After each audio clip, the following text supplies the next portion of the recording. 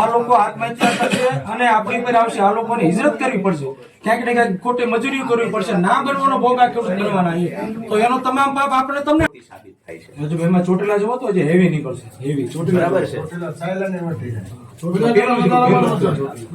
ચોટીલા 120% વરસાદ ચોટીલા છે, તેમ છતાં 2 તાલુકા 79% વરસાદ જ્યાં છે ત્યાં સહાય મળે છે અને 120% વરસાદ છે એ ખેડૂતોને સહાય નથી મળતી। આ સરકારની વેબસાઇટ ના આંકડા સાહેબ, અમારા ઘરના નથી। હવે આમાં આ બાબતે આપનું શું કેવું છે? આંકડા ખોટા હશે કે સાચા હશે સાહેબ? આ વેબસાઇટ ના આંકડા અચ્છા, તો આટલો વરસાદ 79% થયો ત્યાં નુકસાન થયું છે, 120% થયો ત્યાં ન નુકસાન થયું હોય, આવું માનો છો તમે?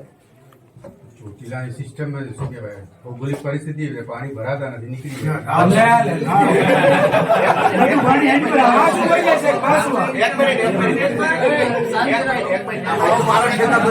કોઈની મજા નથી લેવી। સાંભળો મારો ખેતર, હવે સાંભળો, રજૂઆત લઈને આવ્યા, રજૂઆત આપી દો, પણ આ તમારો બી ટાઈમ ના બગડે। તમે સર્વે નું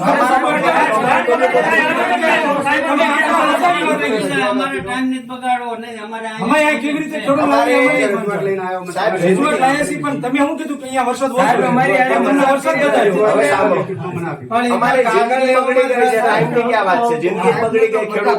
અહીંયા સાહેબ હાલો ભૌગોલિક પરિસ્થિતિ એની એવી હશે, સાયલાની ભૌગોલિક પરિસ્થિતિ ક્યાં ઢોળાવ વાળી છે? સાયલામાં 110% વરસાદ છે। મને રજૂઆત આપી દો।